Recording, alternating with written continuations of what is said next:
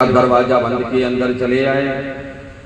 प्रेतों को भी लगा कि तो बड़ा टेढ़ा आदमी मिल गया है। और इसके बाद नियमित रूप से सुबह ब्रह्म मुहूर्त में उठना, गायत्री का जप, गायत्री का यज्ञ, सत्संग, ज्ञान चर्चा, जिसका प्रभाव प्रेतों पर पड़ने लगा और धीरे धीरे प्रेत मोक्ष गति को प्राप्त होने लगे, मुक्त होने लगे। अब बहुत कम संख्या उनकी बची, वो तर गए, सारे प्रेत तर गए।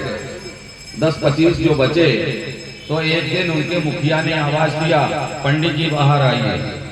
गुरु जी बाहर निकले रात में, बोले पंडित जी अब ऐसा है कि पहले हमारा परिवार बड़ा था, अब आपका परिवार देखते हैं कि गायत्री परिवार बड़ा हो गया। आपका परिवार बड़ा हो गया और हमारा परिवार अब छोटा हो गया। आपके गायत्री मंत्र के जपने से, आपके गायत्री यज्ञ करने से जितने हमारे प्रेत साथी थे वो सब तर गए, मोक्ष को प्राप्त हो गए। अब 10-25 ही हम बचे हैं, तो अब हमारा गुजारा एक कमरे में हो जाएगा। अब आप पूरी हवेली अपने कब्जे में ले लें। गुरुजी ने कहा बात तो तुम ठीक कह रहा भाई, पर इतनी बड़ी हवेली, इतनी गंदी हवेली, कचड़ों से भरी हुई हवेली, वर्षों से खंडार हवेली, इसकी सफाई लिपाई पोताई कौन करेगा? हमारे पास तो इतना पैसा है नहीं। तो प्रेतों ने कहा कि पंडित जी आप चिंता न करें, सुबह आपको सब ठीक ठाक मिलेगा।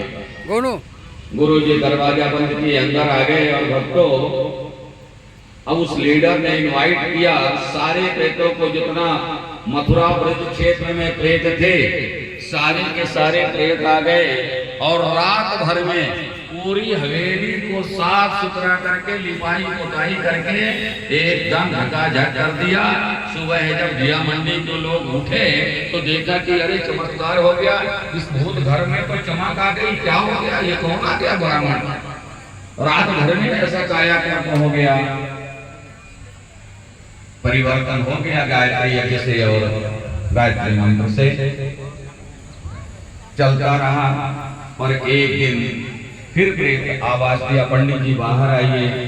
बाहर निकले तब वह मनुष्य के रूप में उस दिन दिखा, पहली बार गुरु जी के। वो मनुष्य के रूप में दिखने की सामर्थ्य कहां से आ गई उसके अंदर? प्रेत तो किसी भी गायत्री साधक के सामने आ ही नहीं सकते, सामने खड़े नहीं हो सकते। आज वो कैसे खड़ा हो गया? तो उसने स्वयं बताया कि महाराज आज के यज्ञ से निकले हुए धुएं से हमारे जो पाप कर्म थे वह नष्ट हो गए और गायत्री मंत्र के आपके जप करने से जो वाइब्रेशन तैयार हुआ वायुमंडल में, हम नहीं जपे पर उस वाइब्रेशन का असर हमारे शरीर पर हो गया, जो सूक्ष्म शरीर था, जिसके वजह से आज हम प्रत्यक्ष रूप में आपके सामने खड़े हो पाए हैं। अब मेरे प्रेत परिवार में कोई नहीं बचा, मैं अकेले बचा हूँ। मैं अब अकेला हूँ तो बेचैनी होती है, इसलिए आप मुझे भी कुछ महाराज काम बताओ जिससे हम आपके साथ में कुछ कर सके, क्योंकि देखते हैं आपके यहाँ जो 10 दिशाओं से लोग आ रहे हैं, आप हर एक को कोई ना कोई काम बताते हैं, हमें भी बताइए। तो आप क्या कर सकते हैं? बोले आप जो कहेंगे हम सब कर सकते हैं। अब मेरा न जाने किस जन्म का इतना बड़ा पाप है कि सब तो कर गए, मैं नहीं कर पाया, मोक्ष नहीं प्राप्त कर पाया। और फिर हमने कहा, गुरुदेव ने उसको 2 काम बताए शुरू में। हवन के लिए लकड़ियां तुमको लाना होगा और अखंड ज्योति पोस्ट ऑफिस में पहुंचानी होगी।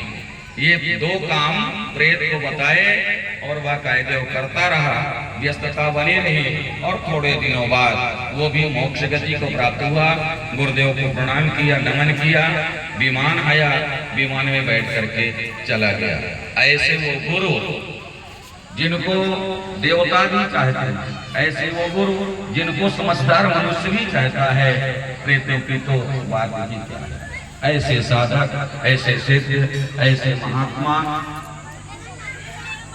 आपका सौभाग्य तो आज आपको मिल रहे हैं। इसलिए सभी लोग अब दीक्षा के क्रम में बढ़ेंगे। बाकी बातें कल हो चुकी थी। अक्षत फूल जल ले लें और माँ गायत्री का पूजन करें। आपके सामने जो प्रतिमा है उसकी प्राण प्रतिष्ठा करा दें।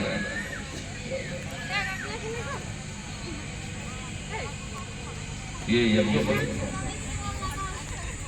नहीं फोटो नहीं से वहाँ बैठाए तो 2 बार भरी हो गई थी बार दीक्षा यज्ञ पूरी देखी साथ एक पुंसमन है किसी बहन का गर्भ पूजन वाला, वो सामग्री लेकर के यहाँ स्टेज पर आ जाए, हमारे आचार्य जी हैं वो करवा देंगे पूजा, बिना बोले यहाँ सामग्री लेके आ जाए, कार्यकर्ता आ जाए, पुंसमन का यहाँ पूजन होगा। चलो जो जनेऊ वाले हैं कौन है, पीछे पीछे से ये नाम आ रहे हैं, ये ठीक नहीं है, एक बार ही तो बताना चाहिए था ना।